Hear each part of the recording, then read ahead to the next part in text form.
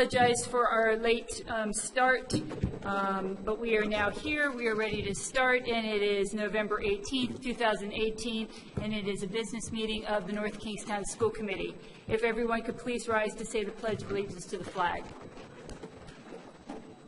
I pledge allegiance to the flag of the United States of America and to the republic for which it stands, one nation, under God, indivisible, with liberty and justice for all. Mrs. Healy, if you could please call the roll. Mrs. Avanzato, Mr. Viscadden, Mr. Ceresi. Here. Mrs. Clarkin. Here. Mr. Jones. Here. Mr. Mudge. Mrs. Page. Here. Ms. Held, student representative. Right, I will say poor Mr. Biscardin today had an accident with the saw, the electric saw. Fortunately, he still has his 3 fingers, but he did have to get stitches. He called me this afternoon, and his medication is not allowing him to come here tonight. So, yeah. So tell you what, we'll come back to calendars. Why don't we first, we have a bunch of soccer players here to recognize, so why don't we go ahead and do that, and then we'll come back to the rest of our agenda. Thank you, Mrs. Healy.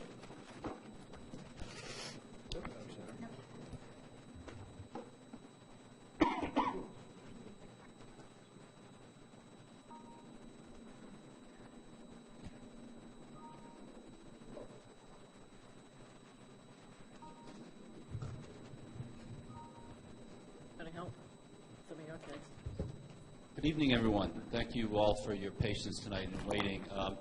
You know, one of the best parts of our school committee meetings is when we get to honor the good things that are going on in the North Kingstown School Department, and nothing could be more exciting this week than the boys' championship soccer team. Can we have the team come on up and get a round of applause here?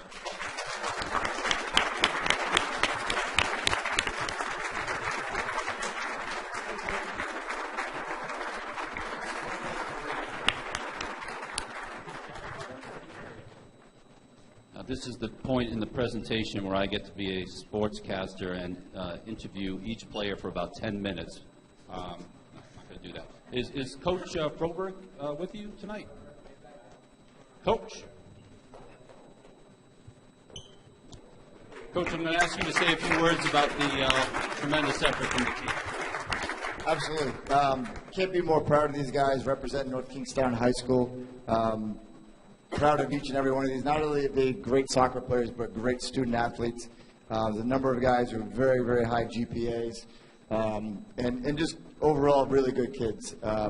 Played their hearts out. We won 4 games in the playoffs, knocked off the 10th seed, number 2 seed, 3 seed, and then obviously the 1 seed undefeated. So they're a nationally ranked team, and with the belief of everybody, the coaching staff, kids, especially the parents, we were able to obviously win a state championship at North Kingstown High School. So thank you very much for having us, and we appreciate it. Okay, at this point, we're going to call you up one at a time to receive a certificate. It's not as great as a championship trophy, but it's still a great thing. And you can shake some hands. So Jared Parkins.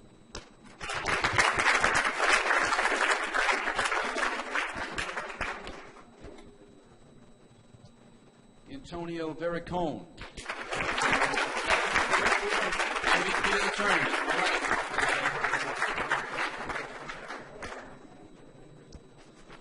Tim Moan.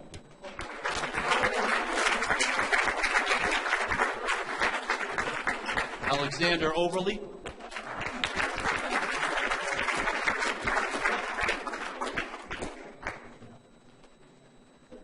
Austin DeGregory.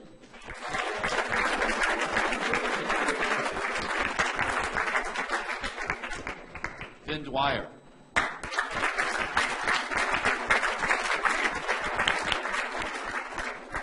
Matthew Caramonte.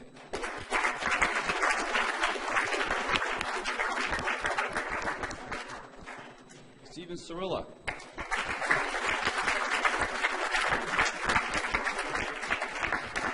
Zachary Haynes.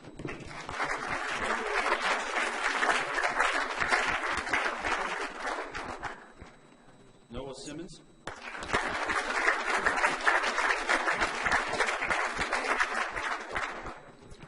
Houston Mulligan.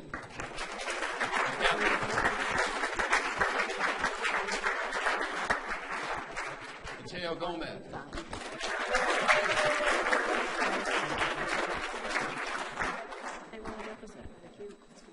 Austin Lind.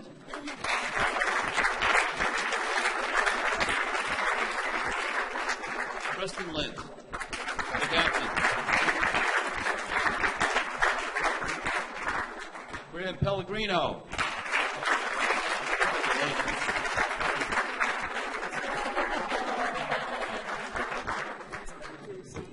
Andrew Parasol.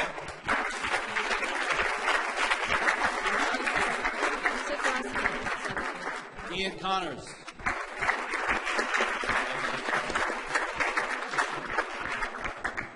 Zachary Cook.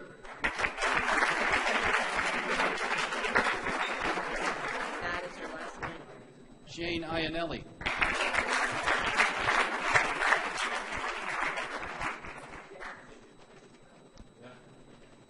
Eric Rosedal.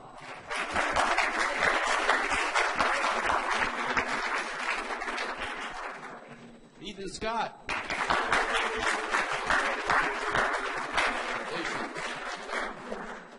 Coach Kyle Broberg, everybody. Coach Paul Canning.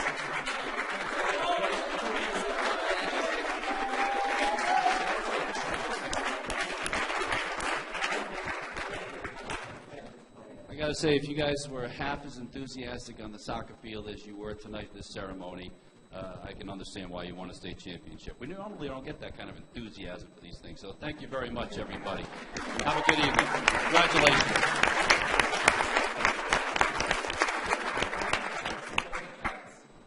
Whatever happened with that volleyball? They lost the volleyball mess.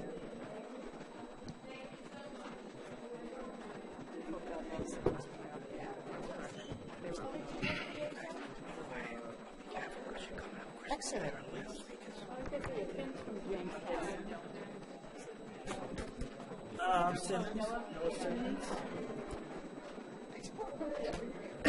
Excuse me. Shane, I know it's homesick. All right. So that was a lot of fun. Yeah. So at this time, Mrs. Healy, could you please call the calendars? The calendar includes Thursday, November 27th, Friday, November 28th of 2014, Thanksgiving recess, schools and offices are closed. Monday, December 1st, 2014 at 7 p.m., the school committee biannual organizational meeting. Wednesday, December 3rd, 2014 at 6 p.m., CLAC meeting in the administration building. Tuesday, December 9th, 2014 at 7 p.m., the school committee work session meeting at the high school. And Monday, December 15th, 2014, the joint school committee town council FY16 budget meeting. Thank you. Mr. Streese, you wanted to mention some Just of your a calendars? quick mention on calendars, the December 3rd CLAC meeting at the school administration. Not sure if it's, did you have that down as the band room at the high school or the school administration building? I think it's the school I administration. think there was a change at some point, and the latest information we had was the School admin. administration building.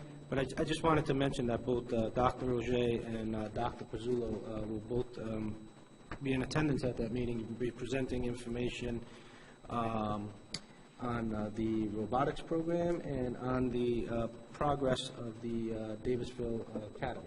So I just wanted that to folks to know that. So if they're interested in attending and hearing about those topics as well, that would be a good opportunity for them. Thank you.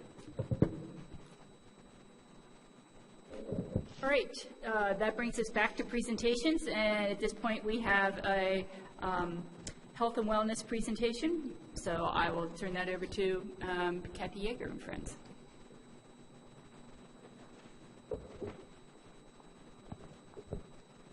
I just have to say, go soccer team, because, and I can say that because my son played soccer here. So, good evening, and thank you for giving us the opportunity to present to you tonight. For those of you that are not familiar with the North Kingstown Prevention Coalition, Our mission is to raise awareness and provide education around the issues of substance abuse in our community.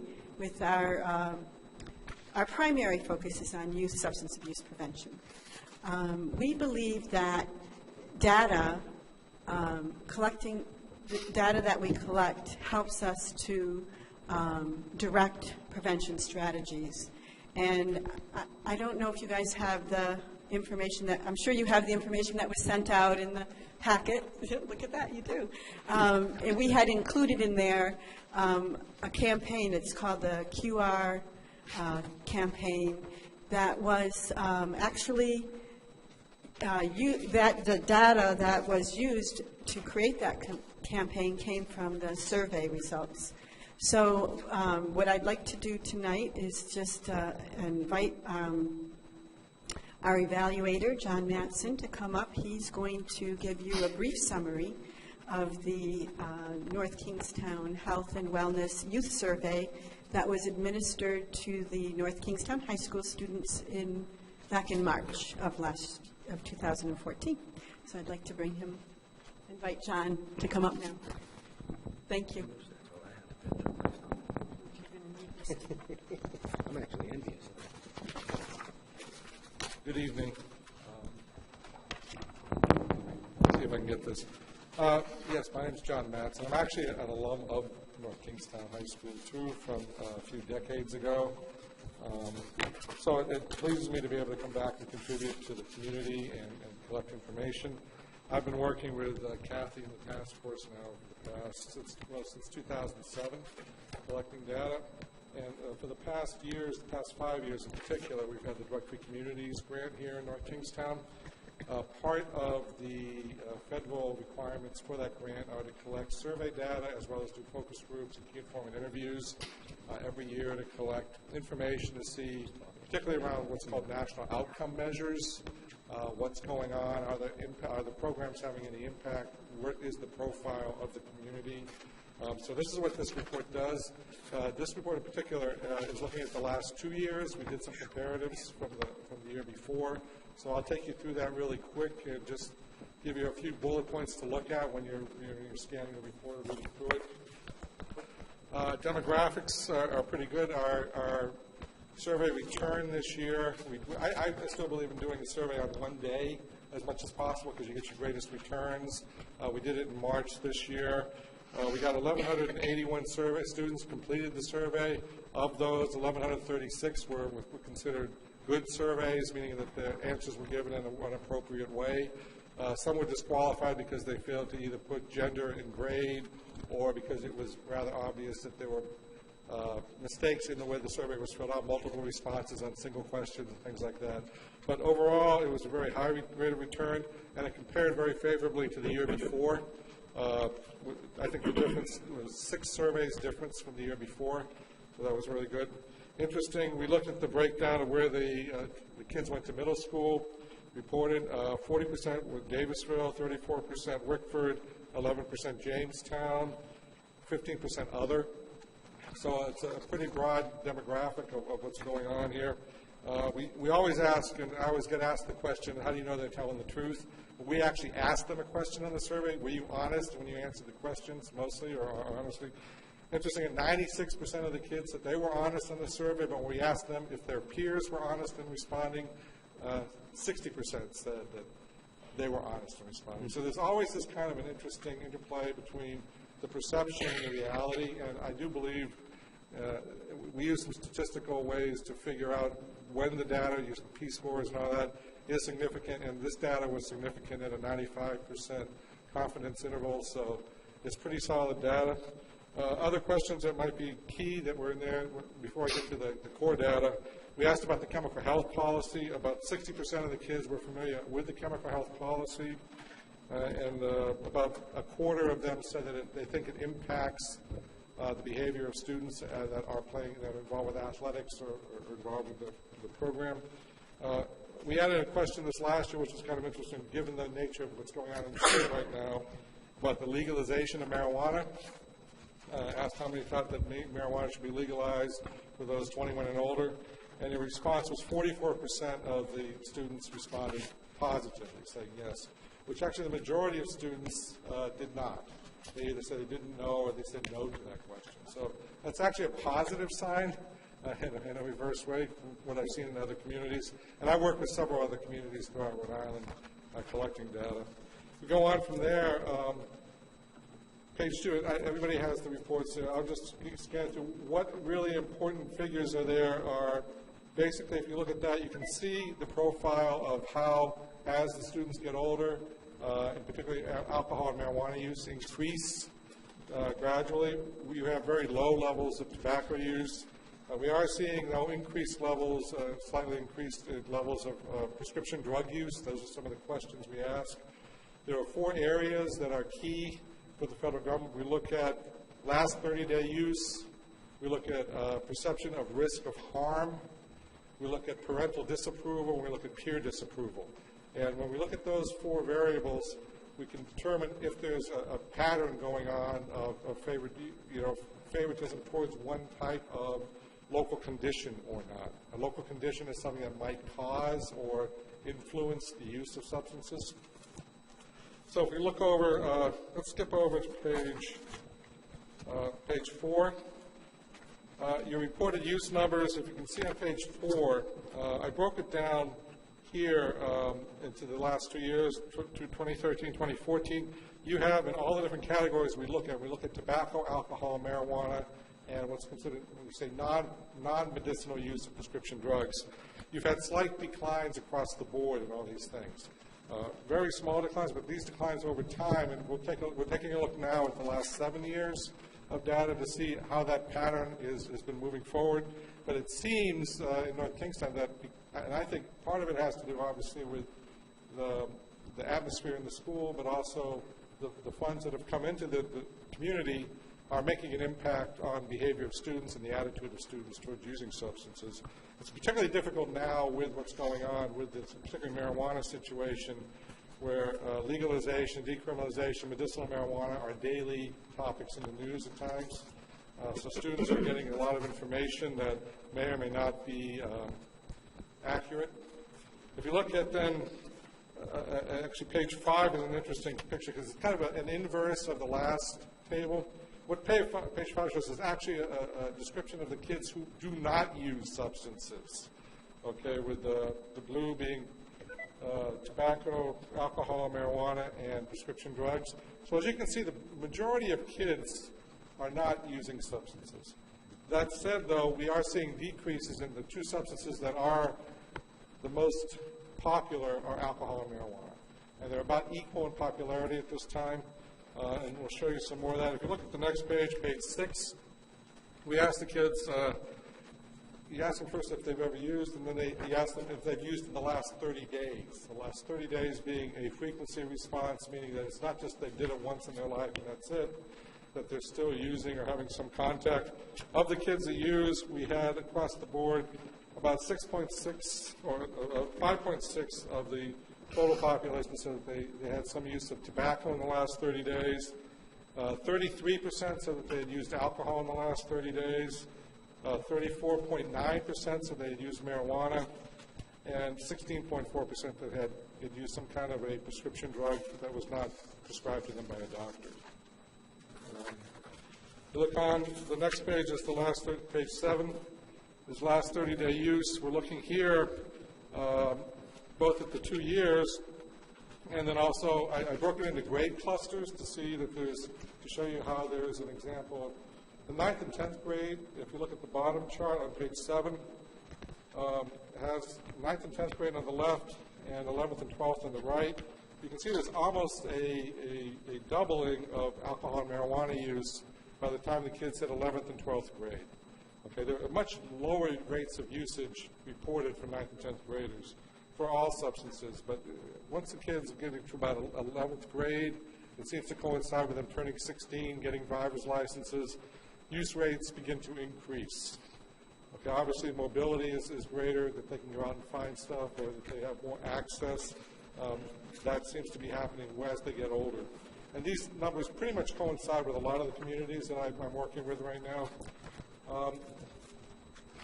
If you look at page 8, This is your perception of risk of use for harm, meaning that we ask the students if someone takes it on a regular basis or on, for instance, for marijuana, if you smoke marijuana once or twice a week, would that be harmful? If you took a couple drinks a week, would that be harmful? If you smoke cigarettes on a daily basis, would that be harmful?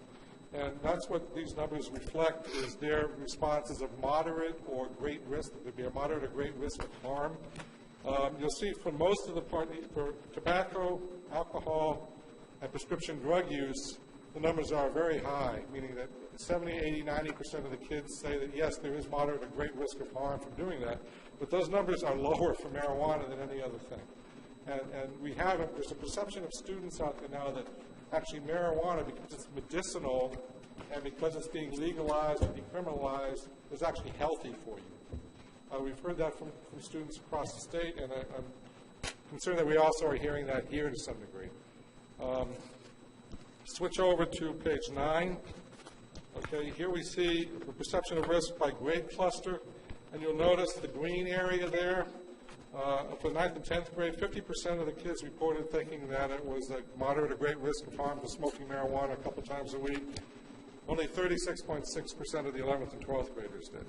So automatically you're seeing there's a decrease there in that perception of risk of harm. And there is a correlation usually that when perception of risk of harm for something goes down, that the rate of users, 30-day use goes up. It's an inverse correlation on that. We look at the next page. That's page 10. You can see then there have been this is over just a 2-day cycle. Interesting how perception of risk for tobacco has dropped a little bit. Some of the focus groups are telling us that some of the males in particular are starting to use dip, chewing tobacco more often. We also have some female students who start to smoke because they think it's a dietary matter, that it helps them control their weight. However, the numbers that really are clearly falling are the marijuana numbers. The marijuana risk of harm numbers are down to 43.5%, and that's across the board, 9th to 12th grade. So that's much lower, almost double, half of what it is for prescription drugs, for alcohol, and for tobacco. When we get to parental disapproval, page 11, interesting enough, what we do see here is that most North Kingstown parents, and this is the perception of the student to how their parents feel about them using things, the perception of parental disapproval was very high, meaning most students think that their parents disapprove of their use of tobacco, alcohol, marijuana, or pills. So the notion of a parental issue here is really pretty much that the parents are doing a good job of getting the message across that they do not approve of these kind of behavior. There's a little bit of a dip in the 12th grade students, but that can be also related to that 12th grade students obviously are not having quite as much contact. They're probably moving on from the parental feeling that their parents have to give them permission to do something. So that could just be an attitudinal change more than an actual number. But still, that's almost 80%. So, but then when you look at the next page, page 12, you can see that dip occurs a little bit there at the top for parental disapproval by grade cluster. So the 9th and 10th grade on one side, 89.9% of the students said that their parents disapprove of them using marijuana. It fell to 80%, about 80.9%. So there is a drop there. There is a small glitch that tells me there may be some parents out there that do not mind that the students are smoking, or at least they're not getting that across to them.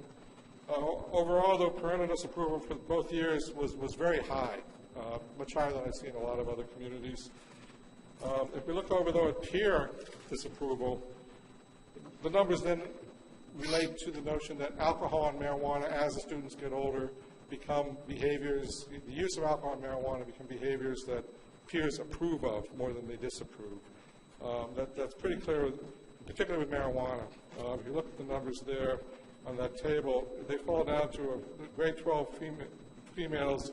Only 34.1% said that their peers would moderately or greatly disapprove if they smoked marijuana together. Okay, so that's something that needs to be looked at when we look at the attitude of peers, and particularly older students at the school, 11th and 12th grade, towards the use of certain, at this point, marijuana. The other numbers are all relatively high still for tobacco, alcohol, and pills for disapproval. So it's a trend we're seeing, and it's obviously one that we need to pay close attention to, regardless of what the legislation does at the state level. This could be an issue that the state's going to have more and more things to address on. In any event, if you look at the page 14, and we just have 2 more pages I'll look at with you, then if you have any questions, I can address those. Peer disapproval has dropped rather significantly from 9th to 10th to 11th to 12th in all substance areas. You had about an 8% drop for tobacco, 8% drop for alcohol use. You had a 16.5% drop, though, for marijuana, and about a 3 to 4% drop for pills. So I don't see a prescription drug issue very important at this stage, though it's starting to a possibility. But I do see the marijuana issue as a growing issue, and not just here. I work also with all the communities in Quinnipiac Island. I work with Bristol Warren. I work with Woonsocket. I work with Cherahoe. And this is kind of a trend we're seeing all throughout the state, that the students are believing, and actually some of them are actually limiting their drinking or stopping to drink as much because they can get marijuana easier and they can smoke weed easier. Just the last couple of questions. We look at page 16. You can see here, we asked them what their sources are. These are responses from the kids who said they used within the last 30 days. Where they got alcohol from. Number 1 issue was got it from a friend not at a party. Secondly was someone gave someone money to buy it for them. And the third was got it at a party where no adult was at home. Okay, so those are the main issues. That's the main places that students are telling us they're accessing alcohol. On the next page, we asked them about the same question for marijuana. And there was one response that came out pretty strongly, was that when we asked them, over 55% that said bought it from a friend or acquaintance. So this buying from another student who's a peer is a very likely scenario in most of these situations. Then the next two responses that were a little bit lower were simply gave someone money to buy it and got it at a party where no adults were at home.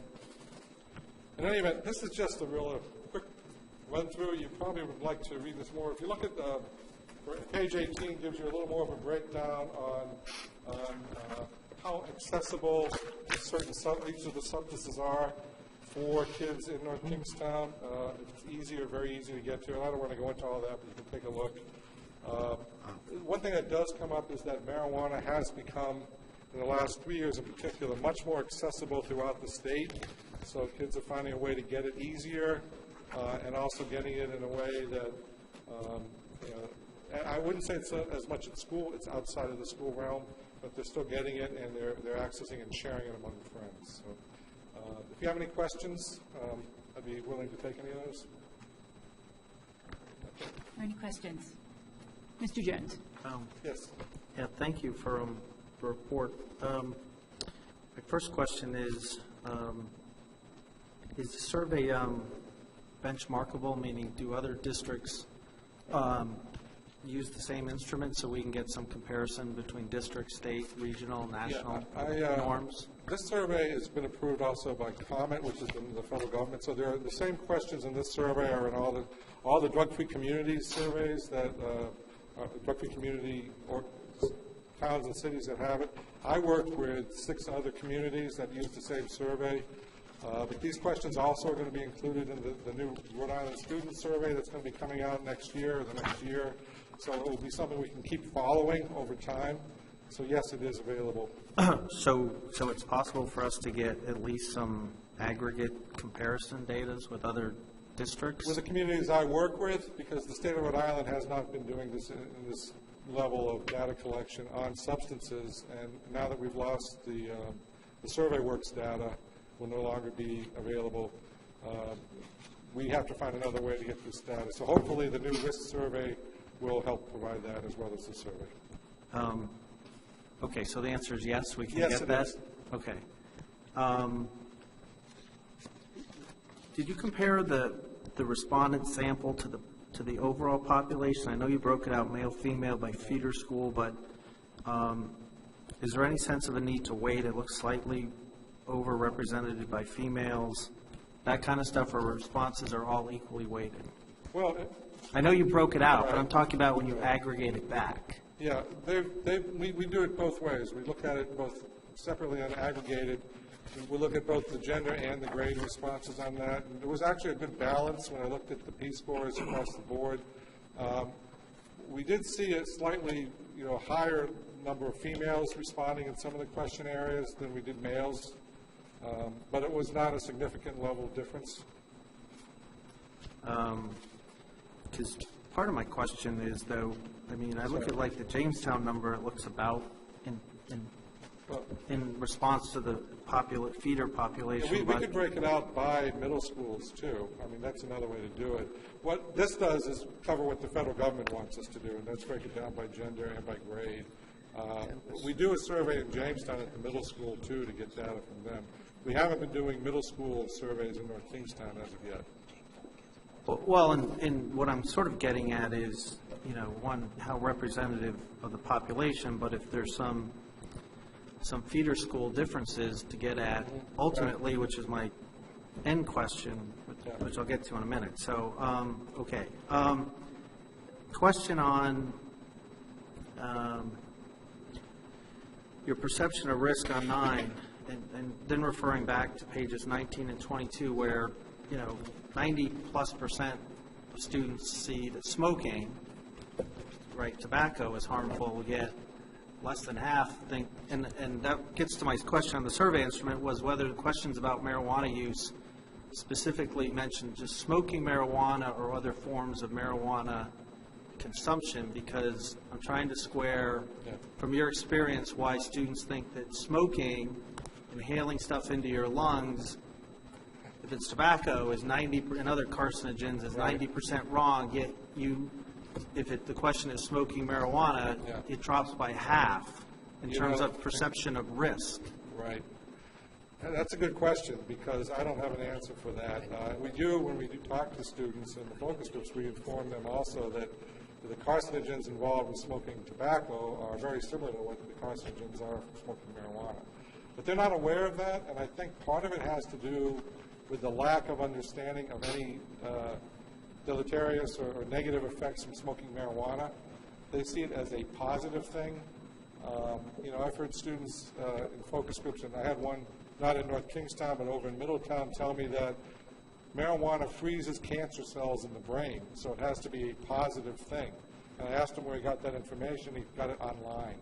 So I think part of the problem is we don't really educate, or maybe the data, the curriculum information about marijuana does not get into those kind of an issues of why, I think we did a good job on tobacco showing people that it caused cancer. I don't think that same relationship has been made with marijuana. The chart on page 15, and maybe I would take exception to your use of the word slight misalignment, because the thing on 15 shows there's an incredible difference between use and perception. If you get to, 99% of students think everyone else is smoking, yet only 8% are. Students thinking that every one of my friends smokes but me. I'm trying to understand, why, in your experience, if this is common, A, in other schools, and B, the implications, which is, I'll wrap it up with my final question. Sure. We have all this data, so what's the actionable stuff out of here for our drug and alcohol education? It sounds to me, on some of the things, it's working on perception, it's working on a gap between 10th and 11th graders, that something goes on there, and it's working on, the point that not everyone's doing it, relatively few people are doing it, and a lot of you think it's harmful, yet a small few will still opt to do it if it's harmful. That is a lot more focused than, to me. So, but I'm asking you sort of, what's the so what for our educators? And I think you're touching right on one right there. The so what is that there is a social norm, that the perception is that a lot of people are doing it. I'm not going to the party, but everybody else is, they're doing it. Okay? Where that, we know isn't the fact, that there are a lot of kids that are not using. That said, the perception of risk situation is one from education. But it was very clear that when tobacco advertising was showing television where you have people dying of cancer or people having problems, a lot of people had that contact, the kids felt that and they saw it and they sensed it. They haven't had that same feeling around marijuana, for instance. But on the other side, I think social norming is one thing here. I think the other thing is, as I mentioned, peer perception. Okay, when your peers say that if your peers disapprove of a behavior and you're in a small peer group, you're more likely not to do that behavior. However, if your peers approve of that kind of behavior, you're more likely to try it even if it's something that you don't agree with.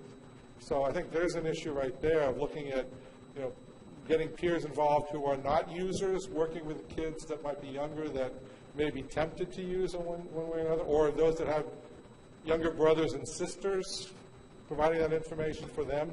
I mean, a lot of this, it does come down to what the young people do with each other and how they think about this.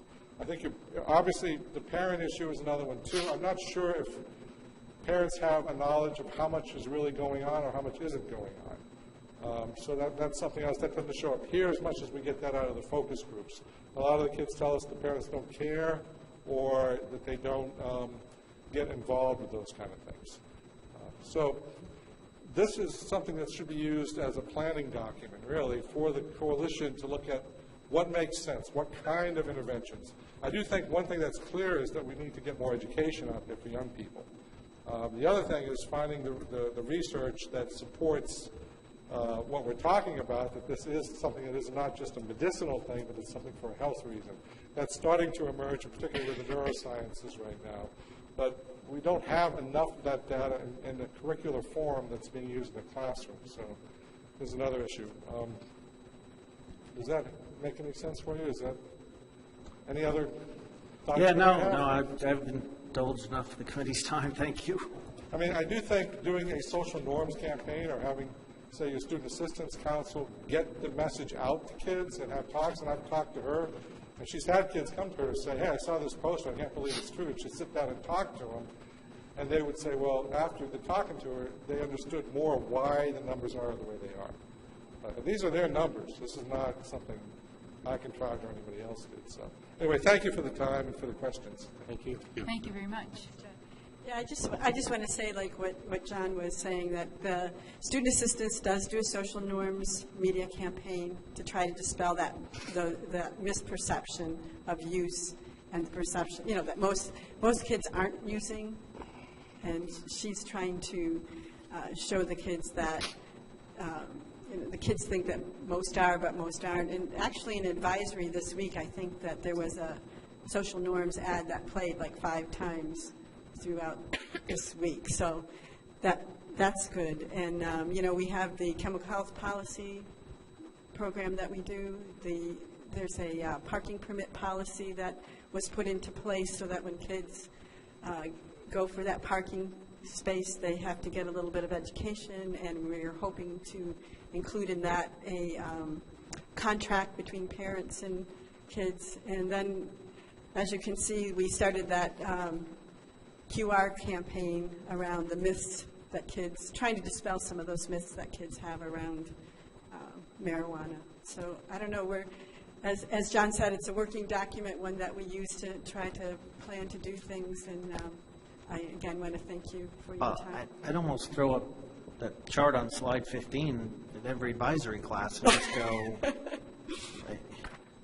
why do you think this is?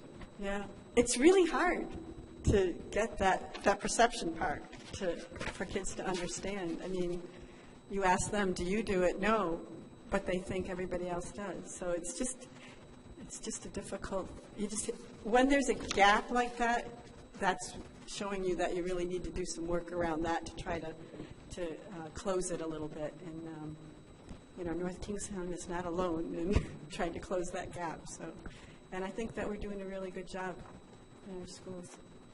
Well, thank you, Kathy. The coalition does do a fantastic job. We appreciate the data that was presented to us. It was very, very nice and easy to see just how it was laid out. So that was very helpful. And appreciate all the work that Jessica Wilkie does with the different clubs and like the Bassett Club and that sort of thing. So thank you very much. And we appreciate your school committee's support as well. Thank you. Thank you. Thank you.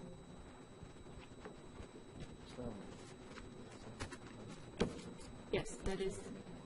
Go ahead. Before we move off the agenda topic of presentations, I just wanted to make a quick comment. As our school committee clerk, Mrs. Healy, mentioned earlier, we have on December 1st our biannual reorganizational meeting of the school committee, where outgoing committee members will be recognized and the new committee members will be sworn in, and certainly there'll be a more formal recognition at that time.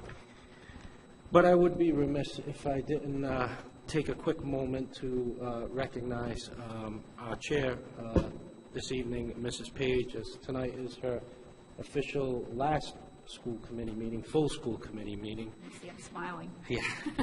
And I just a quick mention that Kim and I have been on this committee together since we both started in 2006, in 8 years, and probably sat through somewhere between 200 and 300 school committee meetings together in that time frame. So I just want to thank her tonight for her service and for her guidance. And, you know, again, to be brief, I could just remember coming on the committee in 2006, and we had a school committee policy manual that was severely incomplete, and what we did have in there was severely outdated. I mean, we had policies that hadn't been reviewed and revised in 30, 40 years, you know, and that was a charge that Kim really took the lead on in updating and revising and completing that policy.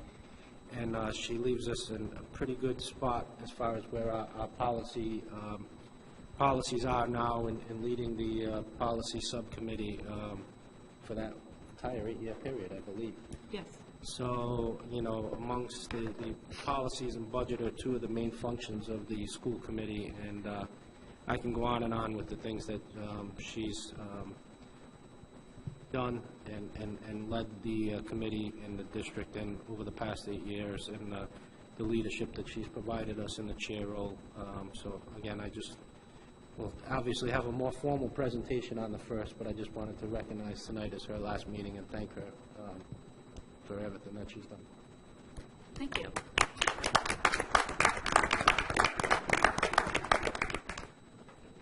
North Kingstown is clapping through the television. Yeah. I did have a couple other things, people to recognize here tonight, in that I usually ask the principals before the meeting if there's anybody who we should speak about, and Louise Danette had written me to talk about, to say something that they had the GEMSnet walkthrough on this past Thursday, and she was very happy with how that went. And also, a number of our elementary schools donated food to the food pantry, and she wrote that Quinnesset donated 854 items for 641 pounds of food. So I know that a number of our other schools donated to our food pantry, but that was just what Louise wrote me. And then Dr. Denise Mansiri emailed me about a number of different things that went on within the school within the last week or so. One was that the Attorney General, Peter Kilmartin, had come to the school for an assembly about not texting and driving. They have a blood drive that is coming up on the 21st.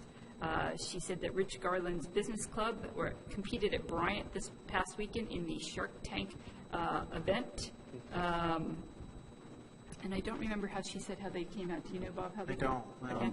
One of the 3 teams was a first place winner. There are 3 competitions. A North Kingstown team won one of those competitions, and for another one of the competitions, a North Kingstown team came in 3rd place. She also said the sailing team qualified to attend the Atlantic Coast Championship at the National Invitation Regatta that was held this past weekend in New Jersey. And when I looked at it, it looks like they came in 8th. And were you going to say something about the robotics program? Yes. Okay, and that's what I thought. Well, as long as we start there, we had a really wonderful evening that was kind of the inaugural event, if you will, of our robotics program. And it was very well attended by a number of business partners, people who are in the, machinery and engineering and robotics industry in Rhode Island, and it is quite a robust industry, particularly here at Quonset, North Kingstown. And so the connections are being made. The lab is looking beautiful. There's been quite an investment, a lot of RIDE grant money, a lot of district money that went into this, and I think we're on the beginning of a tremendous program in North Kingstown. I also want to commend a lot of big news this week for Sarah Andrews. Sarah Andrews was listed as a nominee, a finalist for the Wendy's Heisman of the Year, which is a very prestigious award. It is a national award. Being a finalist means she is one of 12 students still in the running, and one of 6 females. There are also 6 males. And she and her family are invited to New York City, at an event hosted by ESPN. We have had crews from ESPN in North Kingstown High School this week, doing photo shoots and all the like. So there's a lot of attention being paid to North Kingstown High School on this national level, and because of Sarah, and we couldn't be more proud of her.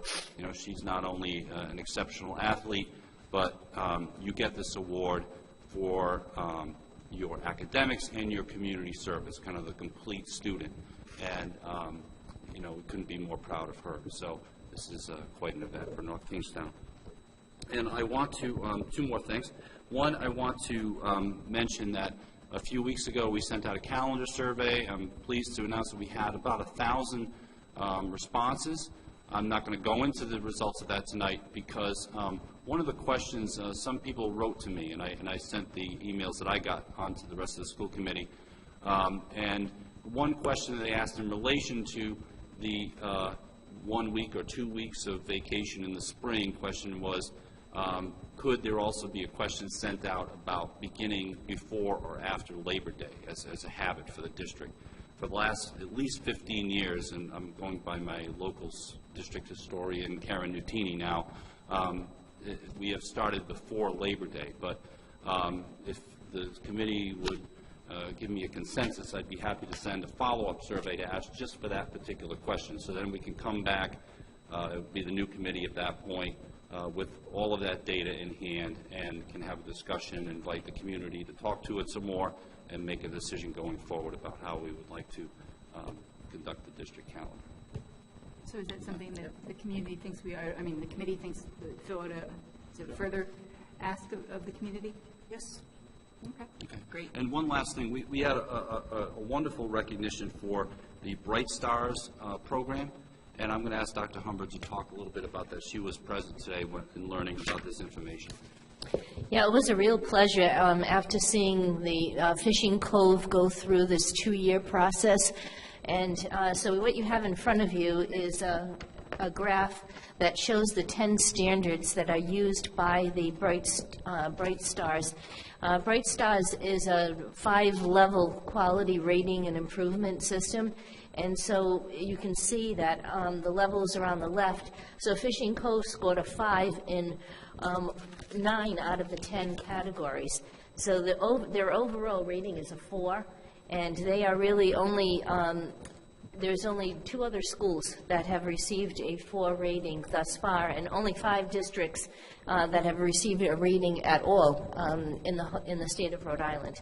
So this is a very prestigious recognition, and I just want to say that Mrs. Seitler and Dr. Pizzullo really put in a tremendous amount of work over this 2-year endeavor. And they also got their submission in early, and they're being rewarded with $500 for that. And this rating that you see here also makes them eligible for 2 $30,000 grants that they will be applying for. That does it for my superintendent's report. Thank you. All right, so we didn't purposely skip over citizens' comments. We just kind of morphed into that. So I don't have anybody who has signed up for the sign-in sheet, but if there are citizens who would like to speak, now would be your time to come forward. All right. Not seeing any overwhelming crowd that is running up here. Then we'll go ahead and move on to our routine items. For the first item, do I have a motion to seal the executive session minutes from October 28, 2014? So move. Second. All those in favor say aye. Aye. Do I have a disclosure of the executive session votes from October 28, 2014? We do.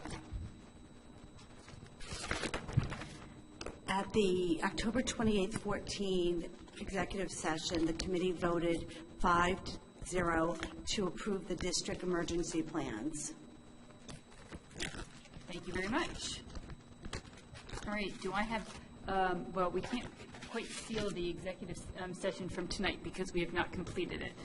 But we can report out at least the one motion we had, and that was we had a motion that the school committee voted to take appropriate action in a hearing. So I'll report that out. Great. And so we are going back into executive session at the end of this meeting, and then we'll come back out and we'll report any of our minutes or any of our motions, any further motions at that time. And we can go back to, if we need to seal the executive session minutes from tonight. So that brings us to the consent agenda. I do have one item to relay to the committee for tonight under the personnel items for the approval of the winter coaches. And that is Deb Gardner has asked that the caveat be put on for item E3, that the approval. Okay, pending paperwork that all of the coaches will be approved. So is there anything to be exempted from the consent agenda? Mr. Sweezy.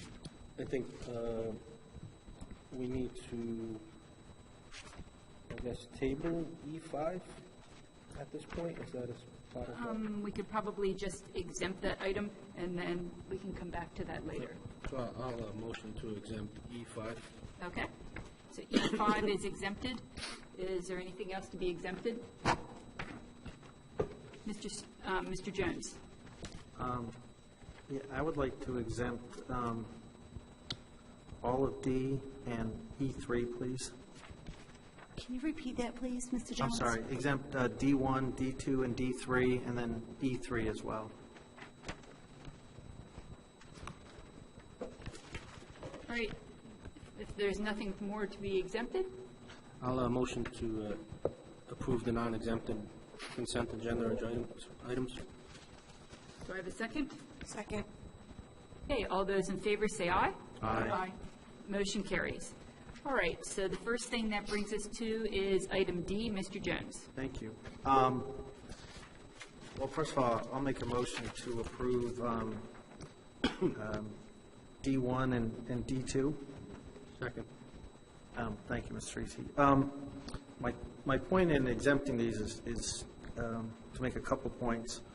One is to thank the administration. I assume it's Mrs. King and Mr. Booth and others who went through this lengthy process of going through all these and evaluating these to ensure we're getting the right projection in terms of this is a first step, or maybe some more baby steps along the way of implementing what hopefully will be a transformative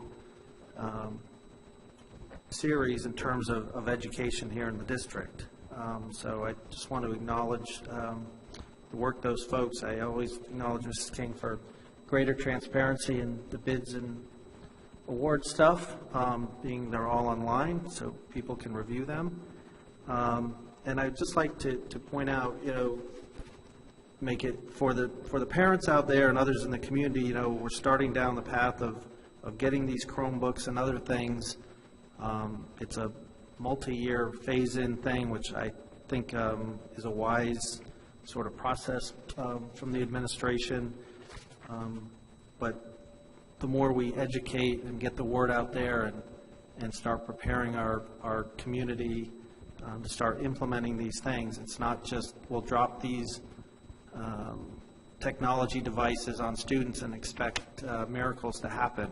It's a whole community effort to get our students and our educators and everyone else prepared to integrate these to transform education. So appreciate all the work on that, and just wanted to give it a little visibility for those who watch this and hopefully reflect on it a little. Thank you. Thank you, Mr. Jones. I would just like to say that the effort for this really belongs to Rich Booth. Rich is the one who really put all this together. I did help, look at some of the numbers with him, but Rich is really the one who put all of this data together. He did a lot of hard work on this and the projectors. He did a real good job. Thank you. Is there any other further comments? All right, so we have a motion on the table and a second. All those in favor say aye. Aye. The motion is approved for both D1 and 2. That brings us to item D3. Thank you, Mrs. Page. I'll make a motion to approve D3. Second. Thank you, Mr. Tracy. My point in exempting D3, I think it's important for the community to hear exactly what capabilities we're buying with this. So perhaps the superintendent or Mrs. King can talk briefly to exactly what we're buying.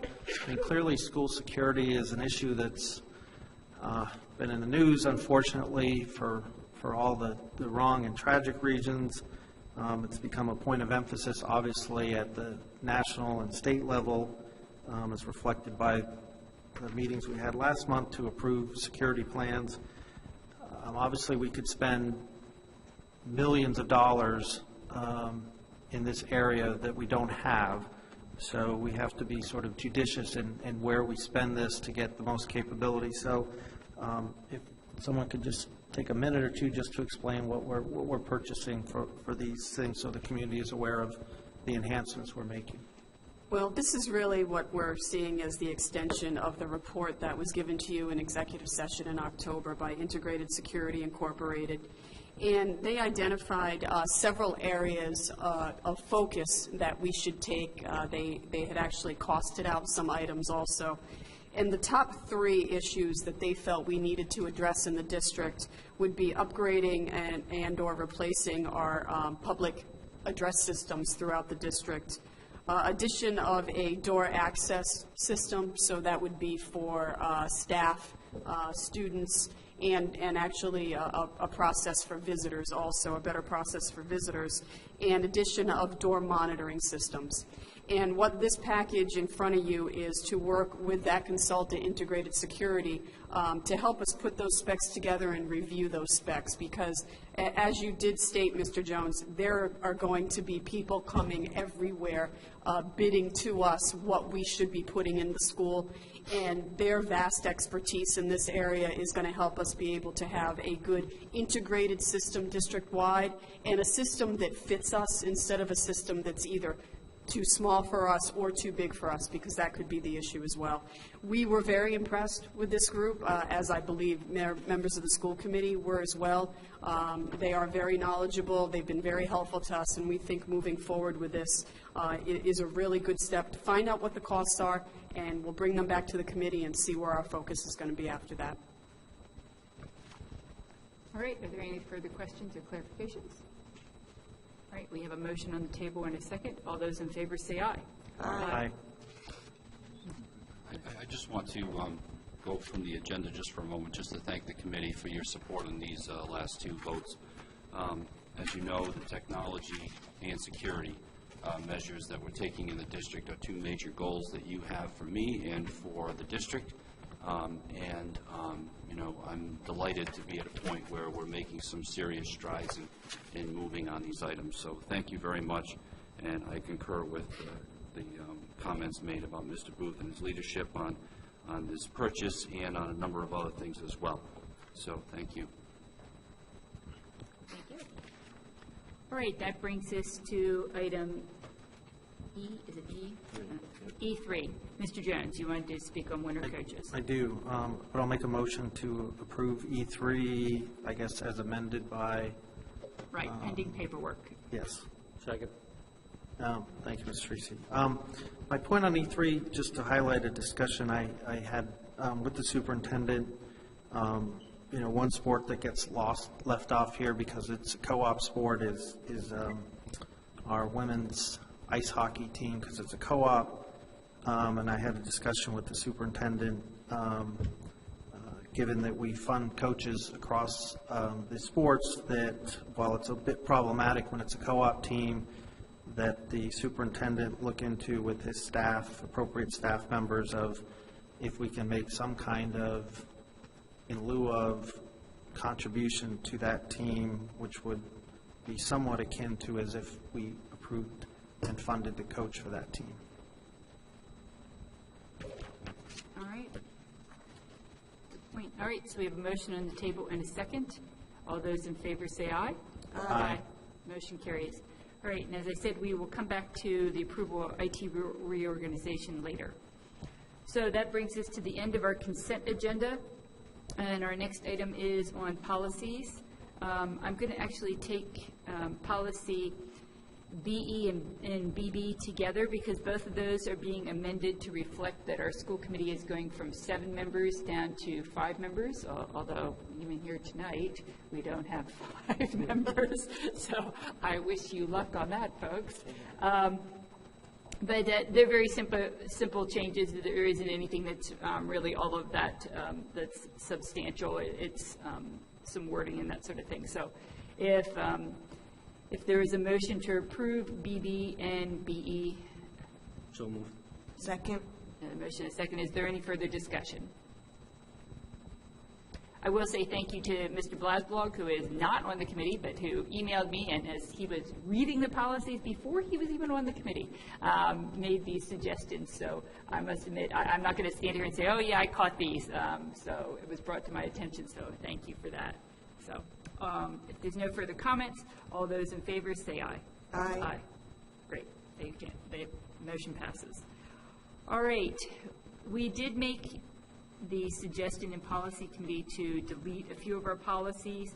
The first one was the school building access, and the reason that was brought up to be deleted was because we are changing our way that we are going to have school building access, and also by law we no longer need to always advertise as to what our policies are around that. And so that was part of the reason why this was recommended for deletion.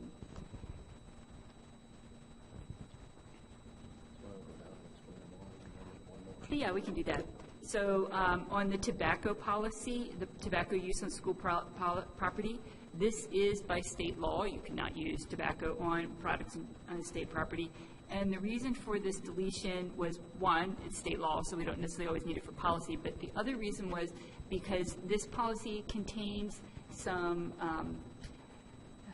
suggestions for what should happen to a student who is caught with tobacco on the property, and that is actually covered by our chemical health policy. So we did not want to come to this situation where we had 2 competing policies, and we also have a JICD which deals with student discipline, and so that's part of what we were seeing, is that we had 2 different policies that already covered this, and this was the 3rd policy, so we decided this is the one that should go because tobacco use is covered in the other 2.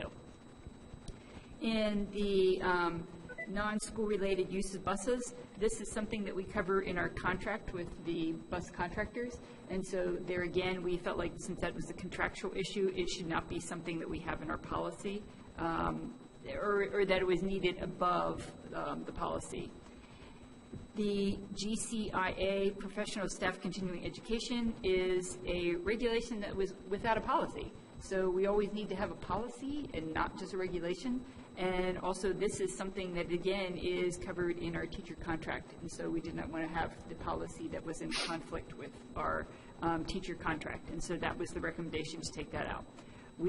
After discussion on Monday, we actually decided that we should not delete the JLIA regulation. So I would ask the committee not to include that one in your motion. We're going to just keep that as a policy, in that after discussion at the meeting, we decided that that was something that we should keep within our policy book. So the recommendation from the policy committee would be to delete the 3, 4, 5, and 6.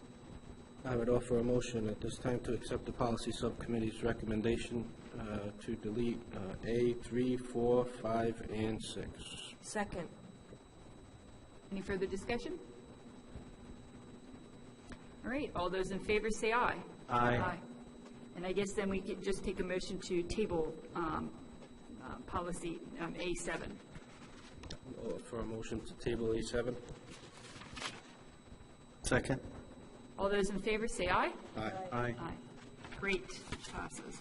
All right, we now come to the end of basically our agenda, and that would bring us back into a executive session.